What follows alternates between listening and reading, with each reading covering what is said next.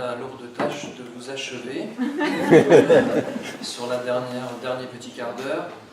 Alors, on s'était réparti les tâches, et moi on m'a demandé d'intervenir un tout petit peu sur la musique dans ce temps du Moyen-Âge. Et comme je suis absolument nul en musique, eh bien j'ai dû faire pas mal de recherches, et je m'excuse auprès des spécialistes, parce que je sais qu'on a des spécialistes dans la salle, et puis je sais aussi qu'on a eu de beaux exposés dans le cadre de la formation des chrétiens, de la formation permanente. On a eu de beaux exposés par de grands spécialistes. Alors, en gros, ça fera quelques rappels de nos cours de musique au lycée. Donc le berceau de la musique occidentale, évidemment, se situe dans le Moyen-Âge chrétien. Et on date un peu l'étude de la musique médiévale à partir de 400 ou 500 de notre ère, puisque avant, nous n'avons aucun témoignage musical antérieur, et que l'histoire de la musique occidentale débute avec l'avènement du christianisme. De l'édit de Milan, 313, qui donne à la chrétienté... Alors oui, vous aurez le texte dans ce qu'on va vous distribuer, et malheureusement, on n'a pas réussi, on n'a pas été fichu de brancher le son, parce que pour chaque exemple, j'avais prévu un petit peu de musique. Voilà, on n'a pas été capable de trouver comment ça fonctionne. Et sur le site, vous pourrez... non, je ne peux pas chanter. Même le grégorien. Parce que j'ai appris aussi à cette occasion que le grégorien, c'est assez... Voilà. Donc, sur le site, pareil, vous pourrez écouter des petits extraits musicaux. Donc, de l'édit de Milan, qui donne à la chrétienté le statut de religion officielle à la réforme protestante, en 1520. La pensée médiévale est à dominante religieuse, car les pères de l'Église s'accordent à dire que le chant siège à la louange. Alors d'abord monodique, la musique sert la parole, et le répertoire se compose peu à peu de chants de l'ordinaire et du propre de la messe. Donc au départ, quand même, on est sur le fait de chanter la messe. Le langage musical se construit au fur et à mesure, employant différentes échelles modales, précisant les hauteurs et le nom des notes, cédant pour mémoire de la notation. La musique s'émancipe peu à peu, donnant naissance au drame liturgique et au mystère. La musique profane se démocratise également avec l'apparition des trouvères et troubadours, dont on a parlé dans la littérature, dont les plus grands noms sont Adam de la Halle et Guillaume de Machaut. Vient ensuite l'ère polyphonique, ce que l'on appelle plus communément l'ars antiquoire, au XIe siècle, du IXe siècle au XIIIe siècle, avec l'école Notre-Dame de Paris, puis l'ars nova à partir du XIVe siècle, qui marque un tournant musical et esthétique. Alors, on va commencer un petit peu par le chant grégorien. Alors, je crois qu'il y a eu une séance sur la réforme grégorienne, je ne sais pas si vous avez parlé, j'étais pas là. Vous avez parlé un peu du chant grégorien, etc. Alors je vais aller très vite, si vous en avez déjà entendu parler. Donc c'est le pape Grégoire le Grand, 540 à 604, qui dans le cadre de la réorganisation et l'harmonisation des rites de l'Église, impose le chant grégorien en diffusant un document appelé Antiphonaire, rassemblant une sélection de chants destinés à toutes les fêtes de l'année religieuse. Apparemment, il y avait chacun faisait un petit peu ce qu'il voulait, et puis c'est lui qui a décidé un petit peu de cadrer les choses avec ce fameux antiphonaire. Grégoire le Grand créa également une école, appelée la Schola Cantorum, destinée à former les ecclésiastiques, et propager dans toute l'Europe cette nouvelle forme musicale. Le terme de plein chant, appliqué au chant grégorien, met en valeur l'aspect simple, calme et serein de cette musique, par opposition aux musiques profanes et instrumentales de l'époque. Le chant grégorien vécu principalement du 7e au 12e siècle, c'est avant tout un chant de prière, et la mélodie grégorienne est une prière collective transmise oralement, puis peu à peu notée au moyen de neumes. Donc ça, les musiciens parmi vous, ou les historiens, vous savez ça, mais au départ, la musique se transmettait comme ça uniquement de manière orale, et la notation est survenue beaucoup plus tard. Nous qui avons étudié un peu le solfège, finalement c'était peut-être mieux avant, c'était moins difficile. Ceux qui ont souffert pendant leurs années de solfège. Le répertoire s'enrichit alors de pièces composées. L'invention mélodique, le goût des vocalises, puis la découverte de la polyphonie dénaturèrent peu à peu le plain chant romain qui déclina avec le Moyen-Âge. Alors les chants communs à toutes les messes sont le Kyrie, une des plus anciennes formes de la liturgie, le Gloria, le Credo, le Sanctus et l'Agnus Dei. Donc on a ça dans les messes grégoriennes. Le XIXe siècle, passionné de Moyen-Âge et désireux de retrouver un christianisme authentique, le redécouvrira. L'un des premiers à étudier le répertoire grégorien fut au XIXe siècle Don Prosper Guéranguet, abbé de Solesmes, et cette abbaye est depuis spécialisée dans le chant grégorien. Alors, on passe de ce chant relativement simple en termes de mélodie à quelque chose d'un petit peu plus élaboré, donc on a appelé l'Ars Antica. Donc ça s'étend à peu près du 9e jusqu'au 13e siècle. Donc Ars Antica, art ancien en latin, c'est un terme qui est utilisé à la fin du Moyen-Âge pour désigner le premier âge de la polyphonie, dans la période comprise entre le 9e et 13e siècle inclus. C'est principalement en Île-de-France, et plus particulièrement avec l'école de Notre-Dame de Paris, au XIIIe siècle, que l'Ars Antica s'est développé. Deux organistes célèbres de Notre-Dame, donc Léonin et Perrotin, je suppose que beaucoup d'entre vous connaissent, illustrèrent en composant ce qu'on appelle des organas. Alors, il y a trois styles pendant ce temps de l'Ars Antica. Vous avez le fameux organum, c'est ce qui est représenté là-haut. Alors, je ne sais pas si vous savez lire les notes, mais dans l'organum, les voix sont parallèles. Voilà. Donc c'est quelque chose où on reste encore un peu comme dans le grégorien, relativement simple. Donc au départ, c'était à deux voix. Le terme organum est apparu dans des textes de Scott Erigen au IXe siècle pour désigner un chant à deux voix sur un texte. Il était alors synonyme de diaphonie. Au Xe siècle, Hucbald en fut un des premiers théoriciens. L'organum désignait une cantilène à deux voix, une voix principale, chant, et une voix organale, contre-chant. D'ailleurs, le contrepoint naîtra de ce procédé. Plus tard, la voix principale devint teneur, du latin tenere, tenir, ou cantus firmus, chant d'appui. Donc le parallélisme des voix fut abandonné plus tard avec le procédé du déchant. Alors, le déchant, c'est ce que vous voyez sur la deuxième ligne. Donc, normalement, je vais vous passer un petit extrait. Donc on voit là que les voix se séparent. Voilà. Donc c'est déjà un petit peu plus élaboré.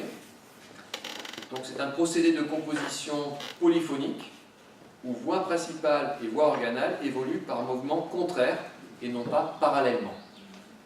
Apparu sans doute au IXe siècle à l'abbaye Saint-Martial de Limoges, le déchant fit de la voix principale, on appelle donc la teneur, la voix organale passant au-dessus de la mélodie. Ce fut la première forme d'indépendance des voix, l'une par rapport à l'autre. Voilà. Et donc le déchant, cette fameuse séparation des deux niveaux de voix, conduira plus tard à ce qu'on a appelé le motet. Alors enfin, il y a un troisième style qu'on appelle le conduit, du latin ducere, conduire, qui est aussi une forme de composition polyphonique. Alors c'est d'abord un chant de procession, entonné lors des cérémonies religieuses. Il est monodique à l'origine, puis il devient polyphonique à partir du XIIIe siècle. Époque où il acquit également un caractère profane, ce qui devait en faire une forme d'avant-garde.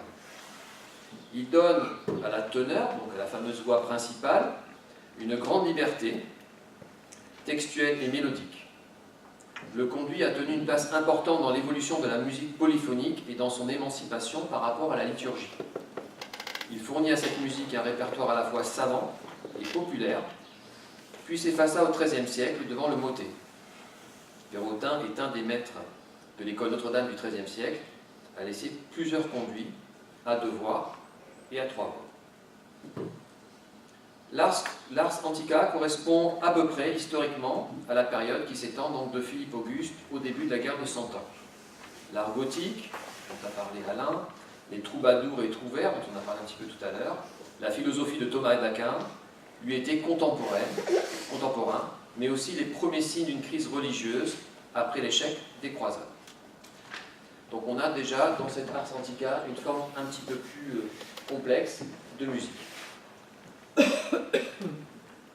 Alors ensuite, à partir du XIVe siècle, on parle de ce qu'on appelle l'Ars Nova. Alors hier j'ai eu des sueurs froides parce que, en préparant un petit peu, j'ai lu dans un livre qu'on ne doit pas séparer l'ars antica de l'ars nova. Alors j'ai cherché partout, j'ai vu que beaucoup de spécialistes le séparaient, donc je pense qu'on est bon. Mais voilà, il existe des articles qui disent qu'il y a une certaine continuité, que voilà, je ne suis pas assez spécialiste pour trancher le débat. Donc ce terme d'ars nova est dû à Philippe de Vitry, qui désigna par art nouveau la musique pratiquée à son époque, donc au début du XIVe siècle. L'ars nova développe la polyphonie, qui se caractérise par une écriture plus complexe et par des recherches rythmiques. Ce fut une période très importante dans l'histoire de la musique, tant à cause de ses innovations, le fameux motet, que de ses expériences, notamment l'indépendance des parties mélodiques, des rythmes relativement variés. Ça a permis, cette étape de l'ars nova, de l'école franco-flamande, de conduire par la suite l'art polyphonique à son apogée. Le XIVe siècle a été une période critique, donc déclin de la foi, scepticisme, confusion politique, religieuse, misère due à la guerre de Cent Ans et bien sûr les fameuses épidémies. Tout va mal, écrivait Eustache Deschamps. Dans ce temps de fin du monde, et notamment du monde féodal, l'art se fit beaucoup plus raffiné, complexe. En architecture, le gothique se compliqua en style rayonnant, Alain nous en a parlé, mais l'époque n'en fut pas moins très féconde. De cet apparent désordre naîtra le monde moderne.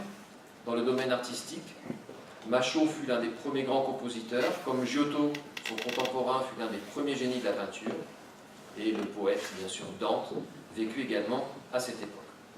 Donc au niveau artistique, c'est quand même quelque chose qui est très très foisonnant. Alors,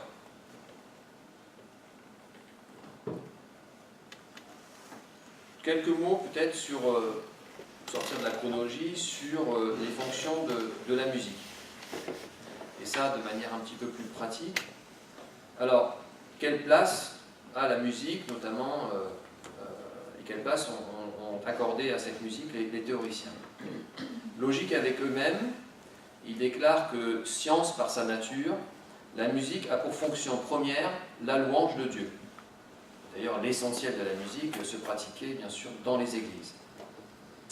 La figure de David, chantant et s'accompagnant de la lyre, si fréquente dans les textes comme au portail des cathédrales et dans l'iconographie, est là pour le rappeler et pour signer que le chant de l'Église imite ceux du chantre royal de Dieu. La musique doit se faire également à la ressemblance des chœurs angéliques, célébrant aux orbes éternels la gloire divine qui les auréole de lumière. Les anges musiciens, inscrits dans un ordre précis au flanc de l'édifice de pierre ou dans les enluminures secrètes, invitent l'âme à percevoir l'immatérielle résonance de leur chant. Alors, il y a Guillaume de Machaut, chanoine de la université. Ville des villes qui vers 1200 devient la capitale d'un royaume réunifié grâce à l'action de Philippe Auguste et qui après 1200 aura à sa tête le roi le plus prestigieux de son temps, Saint-Louis. La cité de Paris et aussi les villes alentours sur un rayon de 150 km vont vivre conjointement trois grandes poussées de création. Le développement de la pensée scolastique avec Albert le Grand, Saint Bonaventure, Guillaume d'Auvergne, et bien sûr l'auteur de la Somme théologique, saint Thomas d'Aquin. L'élévation des cathédrales due aux architectes Jean de Chelles, Robert de Luzarches, et la floraison des magnifiques polyphonies des deux grands maîtres de l'école de Notre-Dame, Léonin et Perrotin. Donc tout ça, ça évolue de manière synchrone et parallèle. Maturation parallèle due à des dispositions mentales communes, en dépit de la diversité des tâches, les étudiants se côtoyant à l'ombre de la cathédrale, l'architecte discutant avec le logicien et le compositeur à une époque où le professionnalisme n'est pas un facteur d'isolement et où l'esprit individuel peut encore embrasser la totalité du savoir, à la fois philosophique et scientifique. Voilà, alors, ce qu'il faut savoir, c'est que, ensuite, le développement des idées réformistes, on a commencé un petit peu à l'évoquer ce matin, obligea l'Église catholique au XVIe siècle, donc c'est juste après dans la continuité, à réagir afin de ne plus prêter le flanc aux critiques. Après le Concile de Trente, plusieurs compositeurs, dont Palestrina et Victoria, s'efforcèrent de revenir à plus de rigueur et à plus de simplicité, rejetant les thèmes profanes et assurant l'audition du texte. Les messes de Palestrina menèrent à bien cette remise en ordre, sans réellement revenir en arrière. On trouve que dans cette messe, il y a plus de beauté musicale que de ferveur religieuse dans la musique de ce compositeur, ce qui fait paraître d'autant plus pauvre la musique liturgique habituelle des pensées précédentes, des périodes précédentes. Alors toute cette musique religieuse a influencé notamment l'opéra, et puis ensuite influença d'autres courants artistiques que l'on trouvera dans les siècles suivants. Voilà. Alors, dans le texte que je vous ai mis, dans ce qu'on va vous distribuer, c'est beaucoup plus développé, parce que bon, je ne voulais pas faire trop long. Je vous ai mis un certain nombre de définitions, et puis je vous ai mis une petite bibliographie.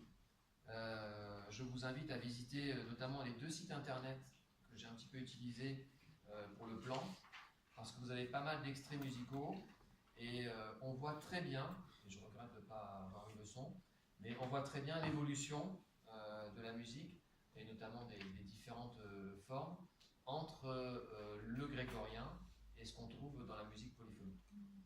Et ça, c'est vraiment quelque chose d'assez intéressant, de très intéressant, et que j'ai découvert, alors je savais un petit peu, mais que j'ai vraiment redécouvert en étudiant ça. Voilà.